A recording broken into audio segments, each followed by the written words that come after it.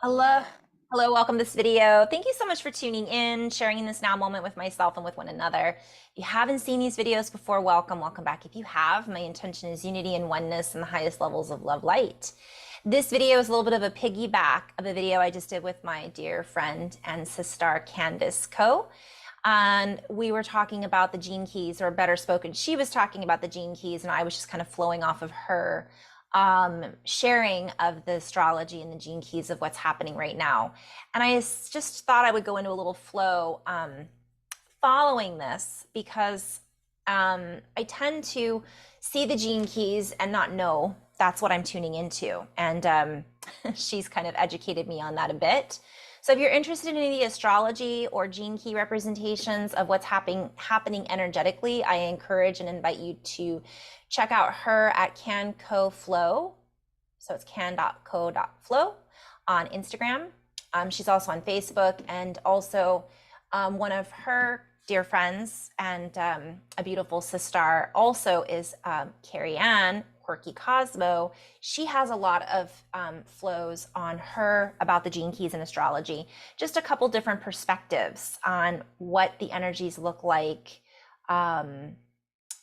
in alignment with our alignment. And I just like to kind of throw this out there because I'm not an astrology person per se. It's not something I typically read or tune into.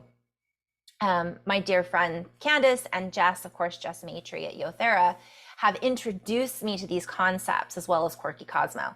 And as I've tuned into these concepts, it's helped me to better understand why I get some of the messages I get and what I'm referencing from a symbology perspective. And so without further ado, I'm just going to go into flow around the energies that we're all experiencing. So as we tune into these frequencies, as we see this net, this, okay, what I'm seeing is a spider web with little drops of dew. I wonder if I have that on this picture. Is that a spider web on this rose that I have behind me? I took a picture of this rose in somebody's front yard, and I just love it. And you ever see a drop of dew on a rose petal? It's so beautiful, but I'm seeing that all over this spider web, like diamonds, like drops of water. And that's been kind of an ongoing theme energetically. So as we tune into these frequencies and we allow ourselves to shift in frequency, we allow ourselves to make an adjustment, if you will. And we are in this heightened sense of inner activity. We are in a heightened sense of outer activity. We are in a heightened sense of a crossing over, if you will. We are opening up the boundaries in which we have been encapsulated within. And as we allow ourselves to shift this frequency in which we play with frequency, we begin to extrapolate from these frequencies an extracurricular spin. And this is all a play on words, so just bear with us. I'm hearing water bearer. I forgot to ask Candace about that.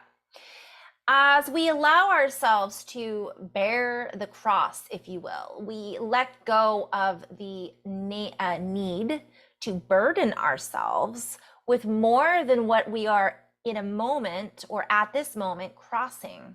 So we are crossing over, we are navigating through. I'm seeing this symbol again, the cross and the donut in the center. We are enabling ourselves to let go of the enabling. So this is a carryover from my previous video. And we begin to enable ourselves to feel more into what it is that we are crossing. Oh, I'm hearing processing. So what it is that we are processing, what we are crossing through, where we have come from, what we are crossing over, what we have crossed out. It's all a play on words on this cross. So we're at some kind of junction point from what I can see, but then we're kind of always at a junction point because as we have these realizations and ahas, it allows us to create more from a place of recognition. We're able to access and tune into a deeper place of recognition. And we're able to recognize what it is that I'm seeing people with crosses on their backs. So that's a big play on words, like X marks the spot. I'm also seeing us carrying this burden, and we're recognizing what we're carrying with us right now and giving ourselves the permission to lay our burdens down, to take a break, to let go of this baggage that many of us have been, I'm hearing the word pigeonholed. Okay, I'm being called to play with that because this has come up a lot in my writings. Whew. So you guys, lots of big energy coming in. Just going to roll with this, and I'm going to come back to the pigeonhole principle in just a moment. So I've been writing about us pigeonholing ourselves. We've been pigeonholed, and apparently there's a mathematical theory that's called pigeonhole, which I don't understand, but I will do my best to share that in a bit and see, kind of come back to why I'm being shown this. As we gravitate towards stepping into our new inclination, as we go up in vibration, as we find ourselves on a stoop, pigeonhole, pigeon stoop, there's lots of references to pigeon. We come into a deeper access and a deeper access space, and we come at a crossroads. We begin to cross roads with other aspects of ourselves. We begin to see that many of us have been carrying the cross, if you will, or bearing the cross for others, and thinking that we need to carry their burden as our own. And this is funny because we are each individual aspects of oneness, for we are only ourselves. I'm seeing the Barbie movie. Hi, Barbie. Hi, Barbie. Hi, Barbie. Hi, Ken. Like, we are all each other. But that's not how we're living our lives on this earth. So it's this weird crossroads. Like, how can I be one with myself and not be one with my neighbor? Because that neighbor is an aspect of source energy that I am actually an aspect of. So therefore, how can I not be one? Or how can I maintain this separation in order to keep my own equanimity, yet at the same time see the oneness in all things? It's a bit of a crossroads. It's a little bit of a challenge that many of us are reconfiguring and I'm hearing estimating our calculations. So many of us are finding that we do not want to stoop below or stoop to someone else's level, and yet at the same time, someone else is a definition of separation. And so this is a sense of irony, one might say. Without going too deep down the bifurcation, I'm hearing this as a play on words, process, or the separation and division, let us go into the message in just a little bit more equanimity. Let us allow the vowels and the symbols to spill out in such a way that they can be felt. And as we play with this language and terminology, we begin to recognize that the linguistics in which we have used to describe our terminology here on earth have been very limiting. And so we go back to the box. We go back into, I'm seeing another reference to Barbie. If you guys haven't seen Barbie, I highly recommend it. They want her to go back into her box. And this is what we've seen. We're no longer in that box. And you can't go back. Once you're out and you look back at it, you realize how small the measurements were. You realize that we've moved beyond our comfort zone, and many of us are uncomfortable with the zone that we're finding ourselves in. And because of that, many people are zoning out in order to avoid zoning in. And this is just part of the process or the journey for some. For others, they are reveling in this massive expansion that they're feeling. And each person is extrapolating from their experience their own wave, their own way of interpreting what this means for them.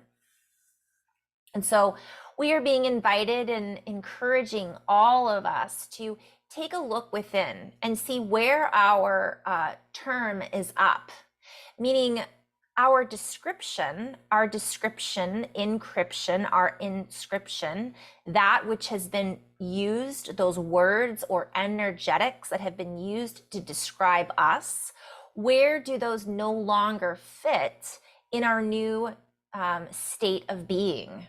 Ooh, this is all a play on words, you guys. It's a state. We were talking about diplomacy in the last video. So I'm recognizing there's something having to do with the state of the world, the United States, the state that we live in, the state of awareness, our present state of being, our location on earth. And we are recognizing that in order to seek balance, we must resist the urge to seek it outside of ourselves. We must see it inside of us first in order to then purge and merge with what it is that we are expanding into. For we cannot see what our expanse is available to us, and this is a play on words, unless we are able to feel beyond our old, I'm seeing lines, boxes, matrix, versions of us. Okay. And when we recognize this is a very big play on words, part of this is to get us to stabilize with the new way of playing with reality. For we are not feeling stable at times because the barn that we have been raised in, to play on words too, has not allowed us to really utilize our full horsepower. We have not been utilizing our entire bandwidth. I'm hearing band of horses. I'm hearing the funeral, and I'm seeing like it's already over. We're you guys, the way that my brain works. As we stabilize these new bandwidths and we run with the new freedom that we have been avoiding at times, we begin to feel our feathers be ruffled. We begin to feel the wind on our wings. The rose, Bette Midler, oh my goodness. My guides, you guys, this is how my universe communicates with me. It's a lot of fun when I allow it to be. And so we find ourselves running through the fields and feeling more. Our senses feel freer, yet we are in the habit of constricting ourselves to the old barn. We have been in the habit of putting ourselves back to sleep in the stable at night so that we can feel stable, so that we can feel the four walls around us, or the corners give us an ability to move, but not to move too much. For if we were to move too much, then where would our stability be?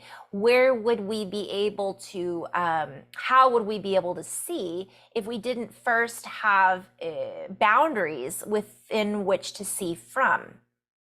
And this is true, for in the old reality, in the old scepter, play on words, the old spectrum, we were held within a particular arena, and this playing field was gifted to us from a version of reality that was constructed not only from our imagination, but from the imagination of separation.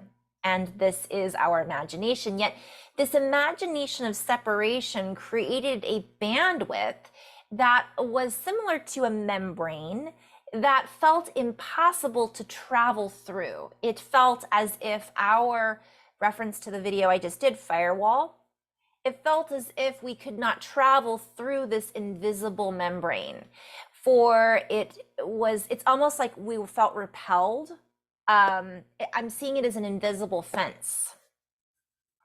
And yet we have leapt through, we have leapt over, we have leapt, play on words, over this fence, and it no longer binds to us in the same way. And yes, the words that we say are actual chemical alignments with how the body used to play within this field.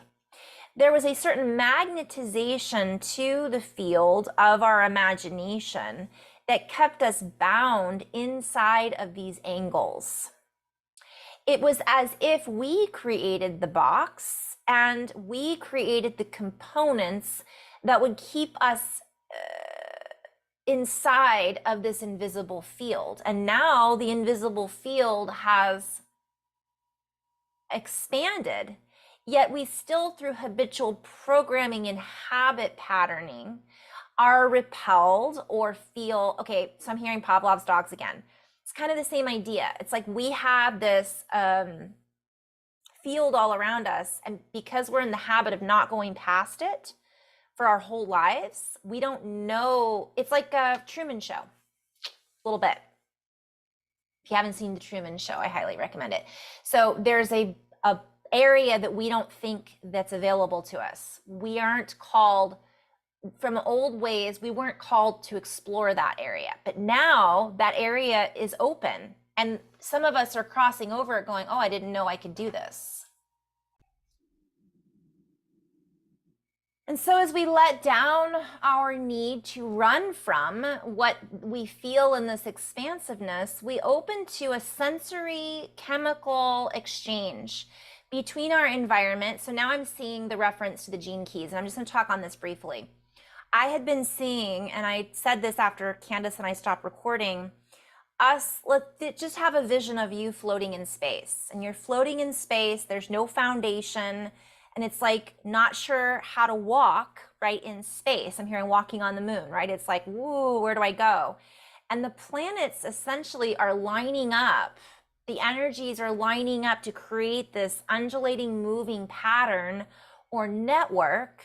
And again, I'm hearing Indra's net, but it's like this net of diamond, all this beautiful web, and they're all moving and vibrating in order to match our steps, is what I'm hearing. And so as we step forward and outside of this pole that we've been pulled into, we begin to magnetize to us more of this planetary chemical assistance, is what I'm hearing. So essentially what I'm being shown, and we spoke about this briefly, is the chemicals that are in our body, right, are also inside of Earth. As the Earth has her chemicals stimulated, it's spooky action at a distance. There is no distance. There is no time. It's all happening now. So the planets are doing things, lining up for us.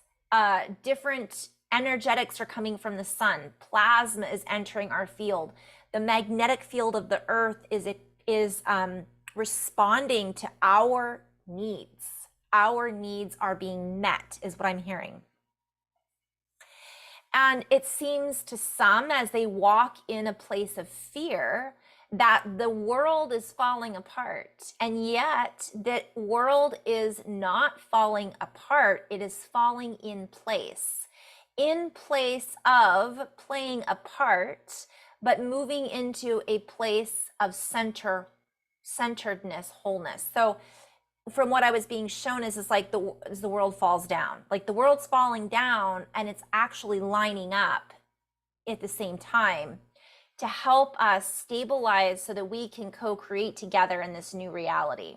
And while this seems perhaps to some as if we are the center of the universe, all is the center of the universe, and each individual quotient is being met.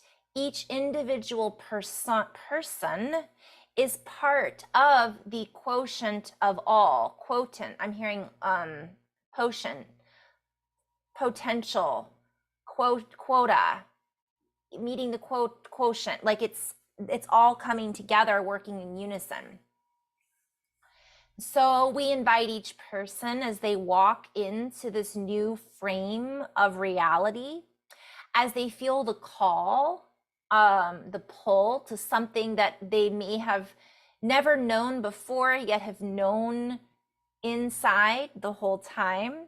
We invite all of those to let go of the fear of the road less traveled. We invite those to recognize that the fear is part of the old box. It is the good old programming. I'm hearing, like I'm seeing a television and a black box. It is not something that necessarily needs to draw a diagram for us anymore, for we are the ones co-creating this new diagram. Let us play with this for a moment. As you stabilize the frequencies inside of your center, as you allow yourself to feel with more centered authority, You recognize that you are the authority in your own life. You recognize that this authoritative structure, or diplomacy, play on words, was created under a particular rulership. This is a play on words. So the rulership is a ruler that was used to measure the ship that we were allowed, from one perspective, to travel within. This has to do with our body as the ship. This has to do with the earth and how it was, I'm hearing kept at bay. That's a play on words. Lots of plays on words.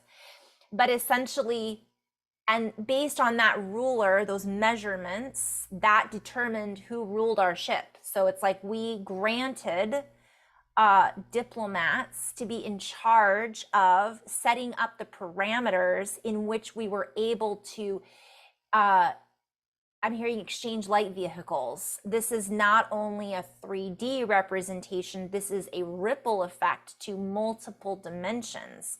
And so as we talk about this, we invite you to see beyond our linear concept of reality. For all is action at a distance, all is in action. I'm just seeing there's no distance. It's like quantum. So while this happens in our body, it happens in the earth, it happens with the planets, it's all working together. And so as we stabilize these frequencies, this need to grant someone else permission to view our progress is seen as unnecessary, for we are the ones that are creating the view in order to, or which to, map our own progress for our own progression or moving forward, in theory, is merely a reflection of our own ability to see clearly from the inside out and project onto the map what it is that we wish to view. So maybe in this now moment, we give ourselves the ability or permission to change our view, to allow ourselves to play the part of the diplomat, if you will, to play the part of the king and queen, to play the part of being the rulers of our own kingdom, and begin to set the stage in which we wish to co-create.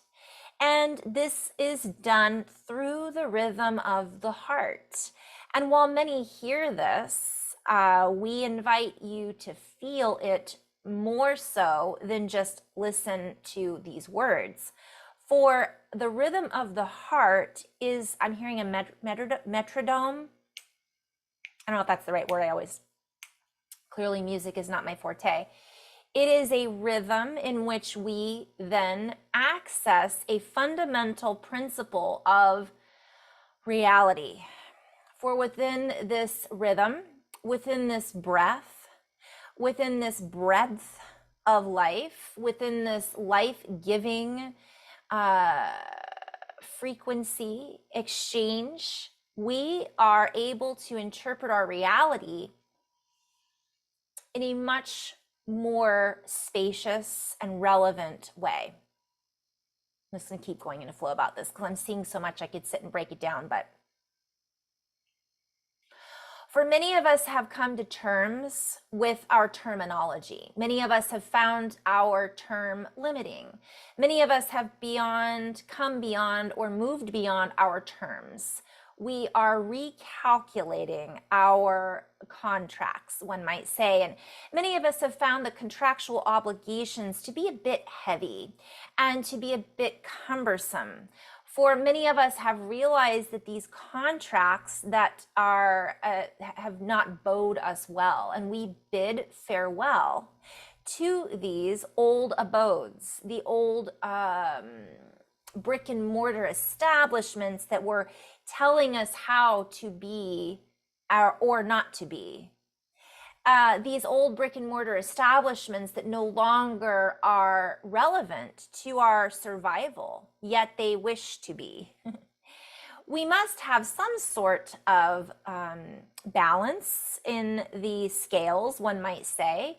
And yet when we come back to our own internal balance and recognition, reconciliation, we change the differentiation in which we exchange with our neural network capacity, with our own understanding or capacity of understanding, of expansion. And this changes our fluid dynamics and how we push the energy around us, or better spoken, how we interact and exchange with the field and the magnetics and electricity in which we interact within, through, and feel. So this is a physical interpretation of how we exchange with energetics. And these words are also a description of how we socially exchange with our reality system and that which we have given our power to, or recognizing now that we are the power that is being given. We are giving the power. And this is part of our own internal recalculation, recapitulation, and recalibration. So I'm hearing the metrodome. So it has something to do with fluid dynamics, and that's physics or quantum physics. I'm not really sure. And this has to do with, we're recalculating as we expand our consciousness, as we raise our frequency and vibration, our value becomes more because we value more. We value more in each other. We ask for more. Our standards are raised. We do not allow each other to be mistreated in a, we stand up for our own sense of well-being and our own sense of worth. So when we value ourselves, we also value the human experience more. We value all of our human brothers and sisters. Whoops. And this has to do with the golden the golden means, right? It has to do with the golden rule. It has to do with the golden, I'm just seeing this rollout of sequencing. It has to do with the divine timing in all things. It has to do with how we interact with our reality. It has to do with the space that we're co-creating with each other. So value and metrics, the ruler, like, we're not saying you're limited to this anymore. What if if we have this limitless opportunity, but we're not doing it from a place of self-worth and valuing ourselves, then we're giving our power away. That's just one part of this meaning. The other meaning is that we're recognizing and witnessing with compassion how much burden everybody is carrying around with them that we've been told we have to carry, because the rules in which we granted our power to someone to tell us what those rules are, we've been carrying that around with us, which creates weight, right? You give weight to something, you give it more value. So does that make sense? It's like we've been creating these stories and we've been the ones doing it. So even though we gave someone else the permission slip, let's play on words too, oh my gosh, it doesn't mean that that's what we're going to continue to do. I'm going to end on that note. So in love and light, guys, I could go into so many more details, and I will do a part 3, maybe. In the meantime, namaste.